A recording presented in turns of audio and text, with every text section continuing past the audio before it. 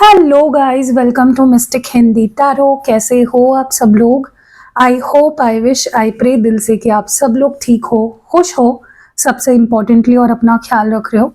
सो आज हम जो रीडिंग कर रहे हैं, जैसे कि आप देख रहे हो, कैंडल वैक्स रीडिंग है। और टॉपिक ये है कि अगले 24 घंटे यानी कि नेक्स्ट 24 आवर्स आपके पर्सन की आपको लेकर या इस रिश्ते को लेकर क्या फीलिंग्स होने वाली है, वो क्या महसूस करेंगे, क्या वो कोई एक्शन लेंगे, और वो एक्शन क्या हो सकता है, उसके पीछे की उनकी इंटेंशन क्या हो सकती है, ये सब हम इस रीडिंग में देखने वाले हैं। ठीक है, तो चलो लेट्स लाइट द कैंडल और शुरू करते हैं रीडिंग को।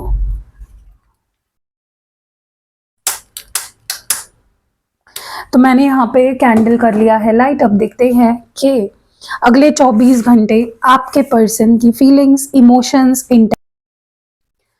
ओके।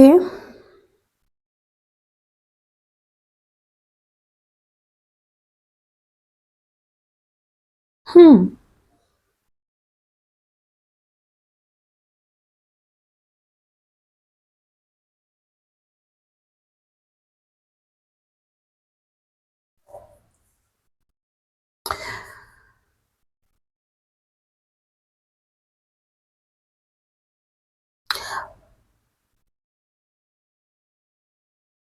ओके।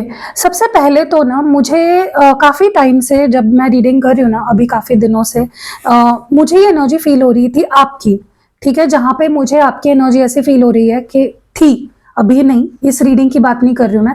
अभी मैं काफ़ी टाइम से जितनी भी रीडिंग्स कर रही हूँ ना, उसमें जो एनर्जी निकल के आ रही थी आपकी, जो रीडिंग देख रहे हो, एक कॉन्फिडेंस, या कह सकते हो कॉन्फिडेंस कम होने की, या फिर सेल्फ एस्टीम इश्यूज, या खुद के लुक्स को लेकर कुछ ऐसा सोचना कि I am not beautiful, I don't look good enough. ये मुझे एनर्जी आपकी फील हो रही थी, और मुझे ना अभी सेम एनर्जी आपके पर्सन की फील हो रही है। There something about them. देखो, जरूरी नहीं है लुक्स की ही बात हो, ये ना इनसिक्योरिटी उनके करियर को लेकर हो सकती है, ये इनसिक्योरिटी उनके लुक्स को लेकर भी हो सकती है। यस, ये इनसिक्योरिटी उनके आपको खो देने के डर को लेकर भी मुझे दिख रही है। तो कुछ भी हो सकता है इसमें से। ठीक है, अब ये जनरलाइज्ड रीडिंग है बहुत ज्यादा, इसीलिए मुझे, मैं ये नहीं बोल रही हूँ कि सिर्फ लुक्स को लेकर ही इनसिक्योरिटी है, लेकिन मुझे ये एनर्जी बहुत ज्यादा फील हो रही है, क्योंकि ना आपके पर्सन को ऐसा लग रहा है जैसे वो आपके काबिल नहीं है, या फिर they not sure about what you are feeling. आप उनके लिए फिलहाल क्या फीलिंग्स रखते हो, क्या आप उनको पसंद करते हो, क्या आप उनको जैसे है वो वैसे एक्सेप्ट करते हो, करोगे नहीं करोगे, इन चीज़ों को लेकर मुझे उनके अंदर बहुत ही ज़्यादा इनसिक्योरिटी दिख रही है। ओके, चाहे फिर उनके करियर इश्यूज हो, चाहे उनके पर्सनालिटी इश्यूज हो, चाहे उनके फैमिली इश्यूज हो, कुछ भी हो, उनको नहीं पता अभी आप क्या फील कर रहे हो उनके लिए। ओके, सो डेफिनेटली मुझे उनके अंदर एक बेचैनी दिख रही है, फील हो रही है, जहां पे वो अपने आप को ना आपके सामने प्रूव करना चाहते हैं कि वो किस तरह आपके काबिल है, या वो किस तरह बेटर है, या वो क्या वैल्यू ऐड करते हैं आपके लाइफ में। ठीक है, तो definitely I do see this person lacking confidence and also insecure। अभी रीजन इनसिक्योरिटी का कुछ भी हो सकता है, लिटरली मुझे ऐसा भी लग रहा है कि ये पर्सन, मुझे नहीं पता ये आपसे कह रहे हैं या नहीं कह रहे हैं, बट ऐसा लग रहा है ना जैसे काफी मैच्योर हो रहे हैं इमोशनली। आप जब इनसे अब नेक्स्ट बात करोगे ना या मिलोगे, आप इनके अंदर ड्रास्टिक चेंज देखोगे। ओके, उनके लुक्स में, उनकी पर्सनालिटी में, उनकी बातों में, उनके बिहेवियर में, मुझे लगता है काफ़ी बड़े लेवल पे ये पर्सन मैच्योर हो गए हैं, उनको काफ़ी समझ आ गई है। ठीक है, अब वो काफ़ी ज़्यादा केयरफुल हो गए हैं आपको लेकर, इस रिश्ते को लेकर ओवरऑल ही। और मुझे ना ऐसा लगता है कि ये पर्सन अब वो गलती दोहराना नहीं चाहते किसी भी हाल में, जो पास्ट में उन्होंने गलती करी है आपके साथ। They want to come back to you, वो चाहते हैं आपके पास वापस आना, वो चाहते हैं कि आप उन्हें माफ कर दो, किसी कोई भी जो भी रीजन है जिसके लिए उनको ऐसा लग रहा है कि आपका माफ करना जरूरी है। दे वांट लिटरली कि आप उन्हें माफ करो, आप वो आपके पास वापस आए, या आप उनके पास वापस जाओ। ठीक है, क्योंकि उनके अंदर बहुत इमोशनल मैच्योरिटी आ गई है। ओके, उनको सब समझ आ रहा है कि मैं कहाँ गलत था, मैंने क्या गलतियां करी है, या मैं कहाँ गलत जा रहा हूँ। And they really really genuinely वो अपनी गलतियों को अब सुधारना चाहते हैं और इस रिश्ते को बहुत मैच्योरली हैंडल करना चाहते हैं। ओके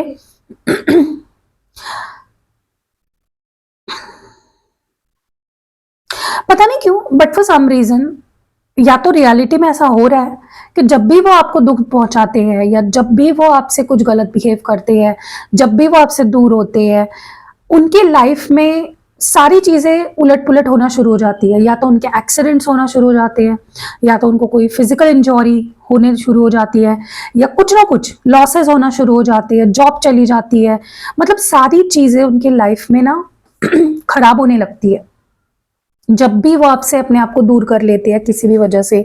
चाहे फिर वो इनके ईगो की वजह से हो, चाहे फिर इनके एटीट्यूड की वजह से हो, चाहे फिर इनके ओवर थिंकिंग की वजह से हो, या किसी और पर्सन की वजह से हो। इनके लाइफ में ओवरऑल ही बहुत स्ट्रेस, बहुत ही नेगेटिविटी बढ़ जाती है जब ये अपने आप को आपसे दूर कर देते हैं। और मुझे ऐसा लगता है कि इनके लाइफ में कुछ अच्छा भी होता है तो भी इन्हें सबसे पहले आप याद आते हो। उनका मन करता है सबसे पहले वो गुड न्यूज़ आपसे शेयर करें। और अगर उनके लाइफ में कुछ बुरा होता है या कुछ भी होता है, उनका मन करता है सबसे पहले वो चीज़ वो आपसे शेयर करे।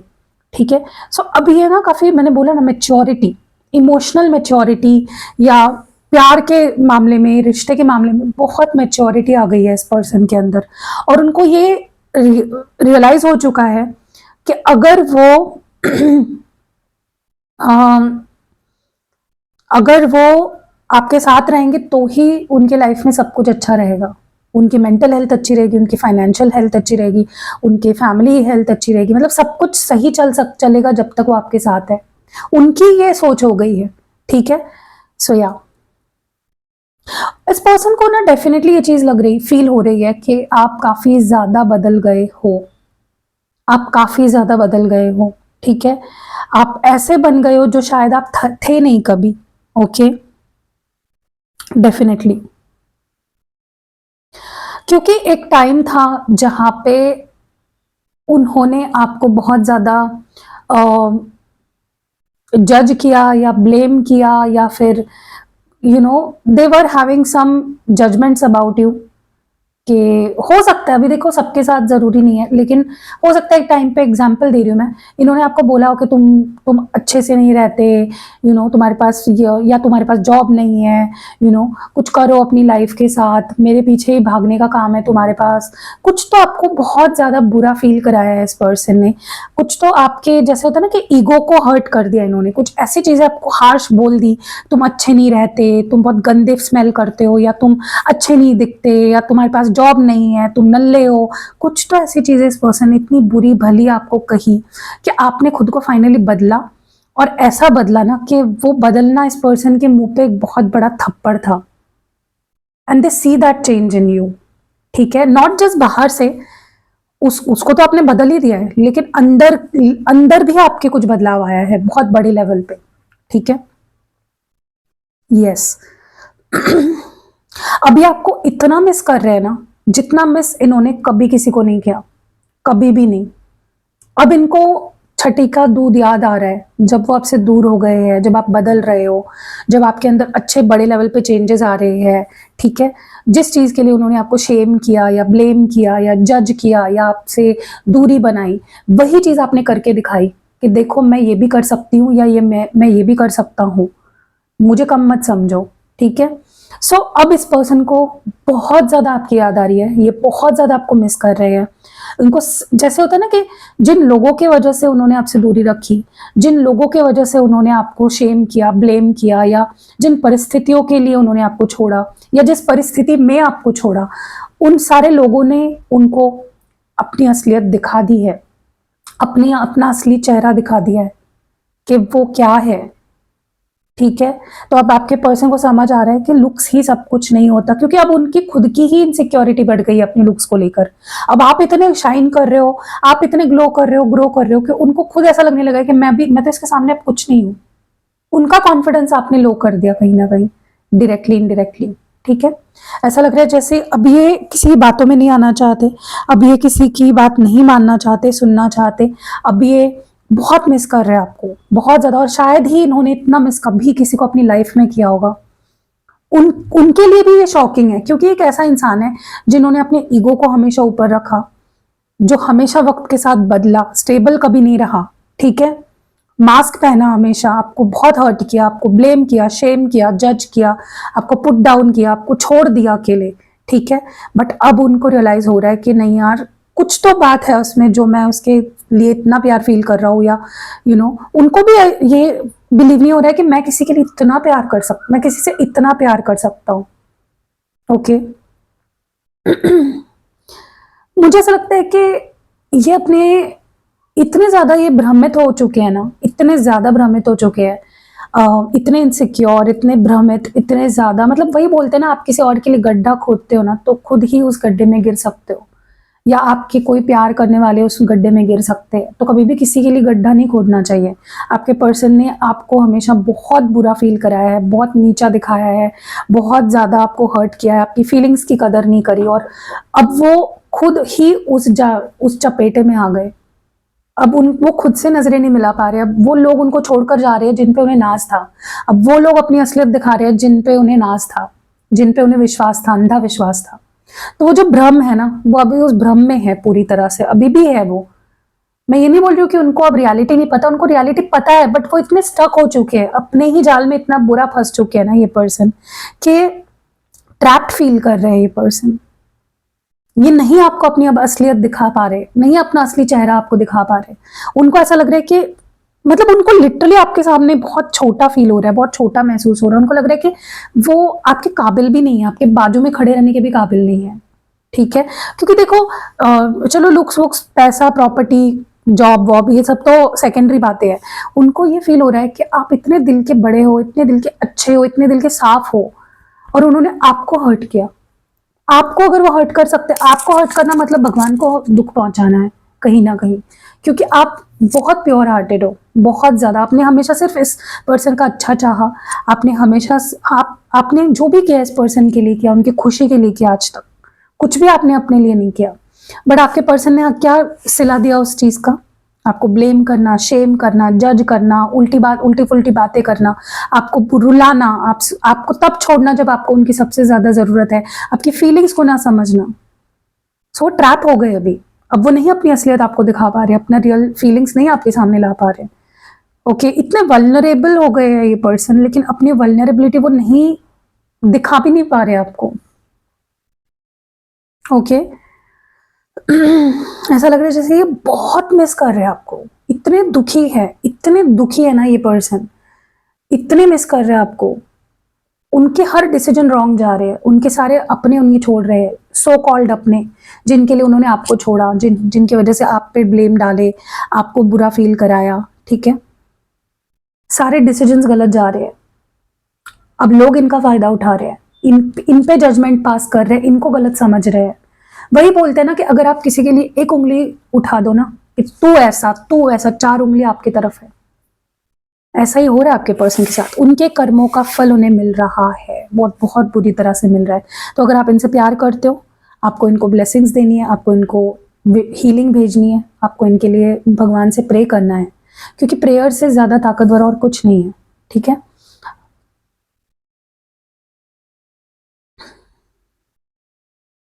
आपने कभी देखा है ना कि कोई सोने की चीज जब बन रही है तो सोने को तपाया जाता है, उसको बहुत ज्यादा ठोका पीटा जाता है, तभी उस सोने की चीज वो बन पाती है। वैसे ही आपके पर्सन की अभी ना ठुकाई हो रही है कहीं ना कहीं, उनको कर्मा मिल रहा है, उनके ही they testing their own medicine now. वो जो उन्होंने आपके साथ किया ना, वो सारी चीजें उनको भुगतनी पड़ रही है, इसीलिए उनको आपकी कदर महसूस हो रही है, इसीलिए अब वो वापस आना चाहते हैं, इसलिए वो आपको मिस कर रहे हैं।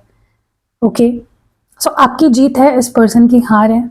कर्मों का फल मिल रहा है उन्हें, उनको वो फल खाने दो, उस फेज से गुजरने दो। देखो, आप अगर उनके लिए प्रे करोगे तो हो सकता है कि उनकी हीलिंग जल्दी हो जाए, या फिर वो जल्दी इस फेज से बाहर निकले और स्ट्रांग बन के निकले, उनको हिम्मत मिलेगी।